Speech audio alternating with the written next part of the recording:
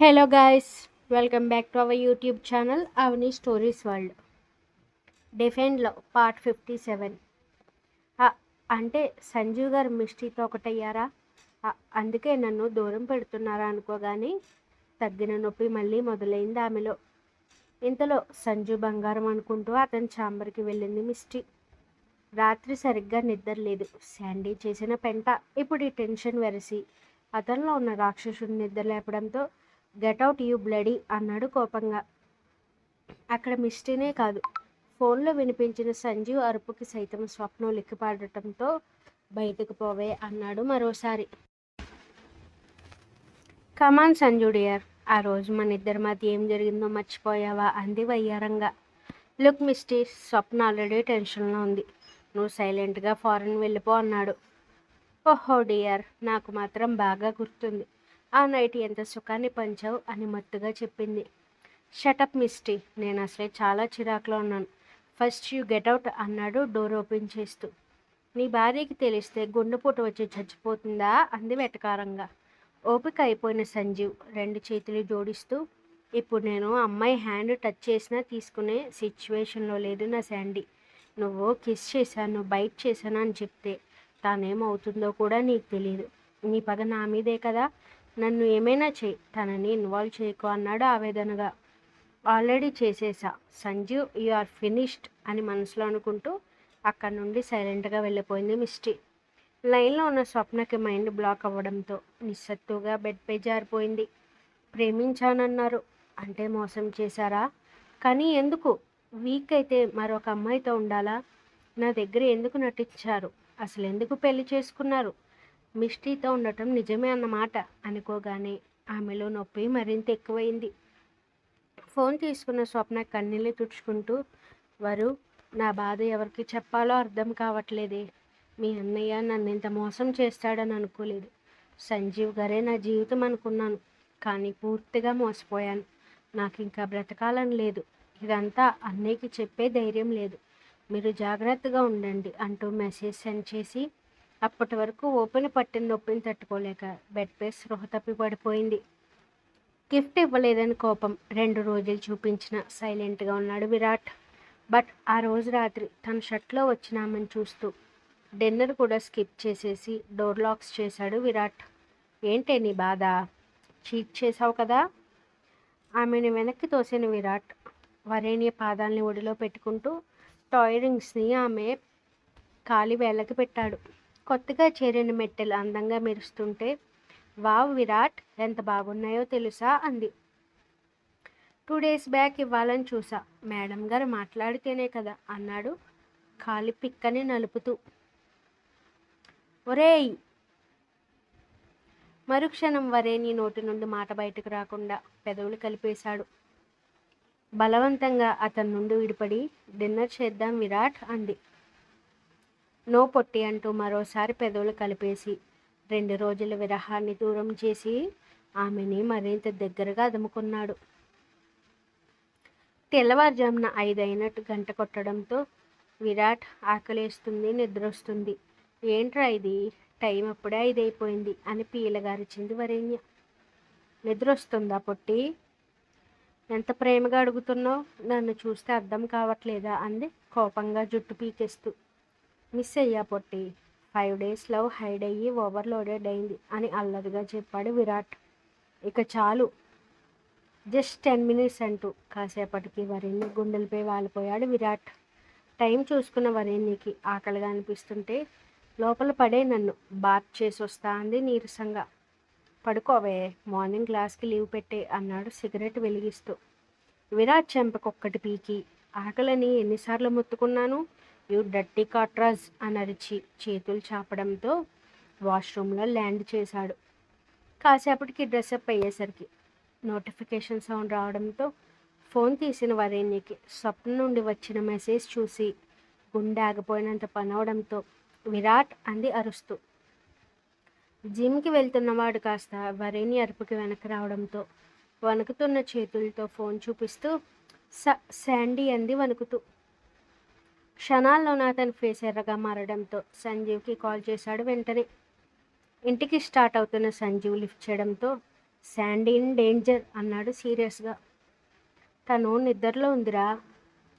స్వప్న పెట్టిన message share చేయడంతో విన్న సంజీవ్ ఓవర్ స్పీడ్తో ఇంటికి చేరుకున్నాడు.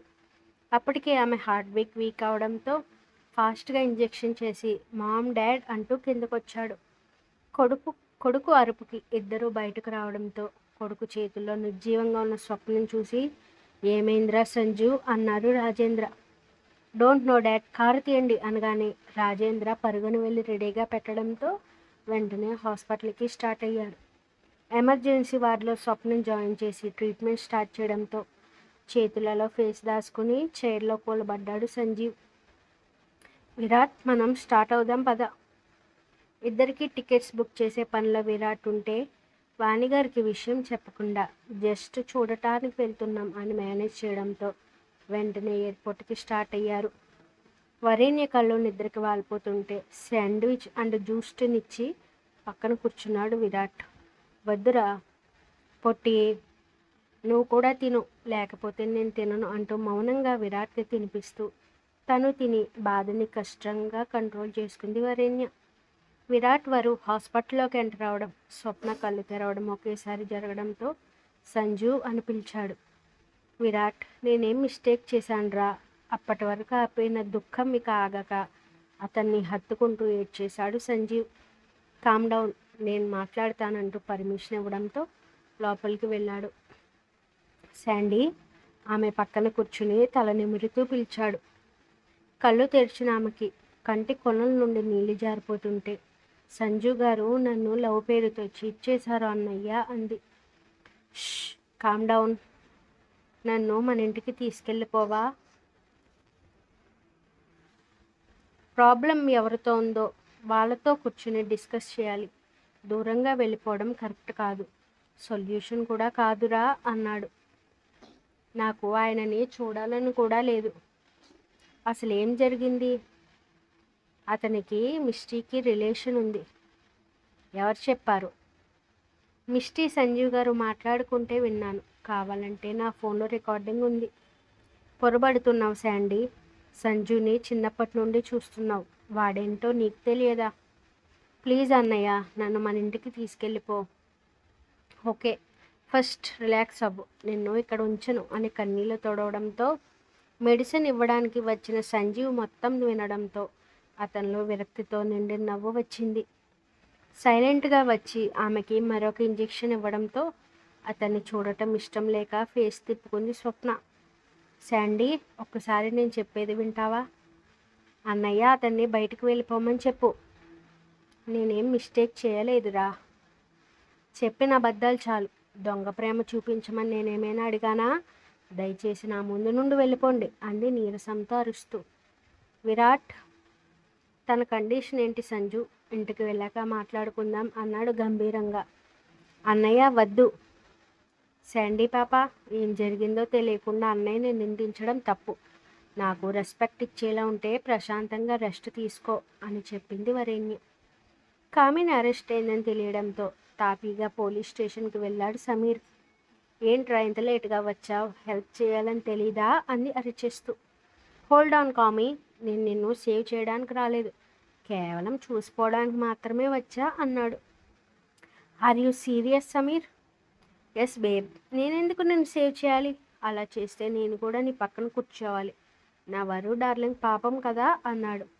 డిస్కస్టింగ్ సమీర్, నన్ను యూజ్ చేసుకోవడం తప్పు కదా? హోల్డ్ ఆన్ బేబీ, ఇన్ఫ్యాక్ట్ మగాడి కన్నా ఎప్పుడు నువ్వే ఫుల్ మూడ్లో ఉంటావు. ఇక నేనెలా యూజ్ చేసుకుంటా? ఇదంతా కాదు, ఇక నువ్వు బయటికి రావట్లేదు. సో లోపలే జాగ్రత్తగా ఉండు.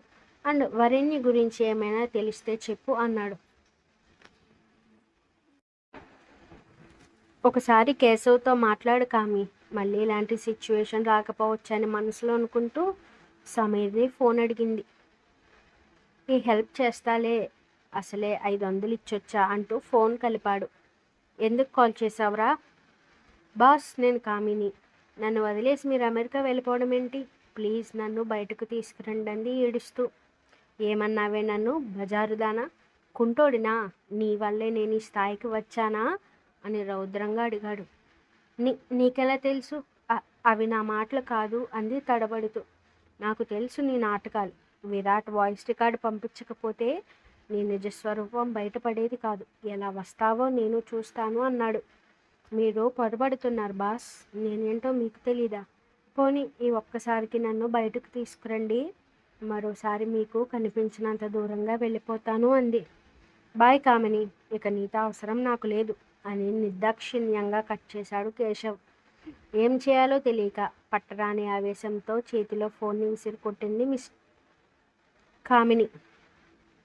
వసే మెంటల్ దానా, ఐఫోన్ అది అని తిట్టి క్యాచ్ పట్టుకున్నాడు సమీర్. లేకపోతే ముక్కలైపోయేది ఆ ఫోన్. అన్ని విధాలుగా లాక్ అయిపోయావు కామి. నో, విరాట్ అలా చేసేశాడు నిన్ను. లైఫ్లో అనవసరంగా వాడితో పెట్టుకున్నావు అని అంతరాత్మ ఒక్కటే ఘోషించింది. తల ఎత్తి చూసేసరికి సమీర్ కూడా వెళ్ళిపోయాడు. ఇక కామినికి మిగిలింది ఏడుపే. శాండీ పాప, ఏం జరిగిందో తెలియకుండా అన్నయ్యని నిందించడం తప్పు. నాకు రెస్పెక్ట్ ఇచ్చేలా ఉంటే ప్రశాంతంగా రెస్ట్ తీసుకొని చెప్పింది వరేణ్య. వరేణ్య మాటకి సైలెంట్గా కళ్ళు మూసుకోవడంతో బేలగా చూసిన సంజుని చూడలేక, విరాట్ నువ్వు శాండీ దగ్గరే ఉండు, నేను ఇప్పుడే వస్తానంటూ బయటకు వెళ్ళింది. ఆ వార్డ్ లాస్ట్కి నిలబడి దారిన పోయే వెహికల్స్ చూడాలనుకున్న ప్రయత్నాన్ని తన కన్నీళ్ళు అడ్డుకోవడంతో షోల్డర్పై పడిన చేతికి కంగారుగా వెనక్కి తిరిగాడు సంజీవ్. అన్నయ్య, నాకు ఒక మాట చెప్పండి. శాండీని హార్ట్ఫుల్గా ప్రేమించారా అంది సూటిగా చూస్తూ. నర్స్ చేతి నుండి నైఫ్ లాక్కుని కట్ చేసుకుంటూ, నా బ్లడ్ని ప్రామిస్గా చేసుకుని చెప్తున్నాను వరు, ఐఎమ్ మ్యాడ్లీ లవ్ హెర్ అన్నాడు కన్నీళ్లతో. ఇలాంటి పిచ్చి పని చేస్తే నేనే కొడతాను, కానీ ఇలాంటి పని చేసిన దాన్ని ఏడిపించాలి, నువ్వే అడవటం కాదు. పద వెళ్దాం అంది కోపంగా. వద్దురా, తను వరస్ట్ క్యారెక్టర్ విషయంలో దానికి అమ్మ మొగుడిని నేను అంటూ సంజీవ్తో స్టార్ట్ అయింది కారులో. పెంట పెట్టేశానని విజిల్స్ వేసుకుంటూ తన దేశానికి వెళ్ళడానికి ఏర్పాట్లు చేసుకుంటున్న మిస్టీ రూమ్ డోర్ ఓపెన్ చేసేసరికి వరేణ్య కొట్టిన దెబ్బకి తల తిరిగిపోయింది. ఓ మై గాడ్, చెంప మండిపోతుంటే ఒక్కసారిగా ఏడ్చేసింది మిస్టీ. అన్నయ్య, దాన్ని తీసుకురా. చేసిన దానికి పనిష్మెంట్ తీసుకోకుండా తిప్పుకుంటూ పోవాలనుకుంటోంది. మనం ఎంత మర్యాద చేస్తామో తేడా వస్తే నేల నాకించేస్తామని దానికి తెలియాలి అంది. మిస్టీని లాక్కున్నట్టుగా తీసుకెళ్ళి ఇంట్లో పడేశాక కాళ్ళు చేతులు కట్టేసి నోట్లో అరవకుండా గుడ్డలు కుక్కేశారు. భయంగా చూస్తున్న ఆమె జుట్టు పట్టుకుని, నా ఇంటి ఆడబిడ్డనే కన్నీళ్ళు పెట్టిస్తావా, ఎంత ధైర్యమే నీకని ఆవేశంగా అరిచింది Varenya. Continuous. Thank you for watching. Like, comment, share, subscribe చేసుకోవడం మర్చిపోకండి. Stay tuned for more videos.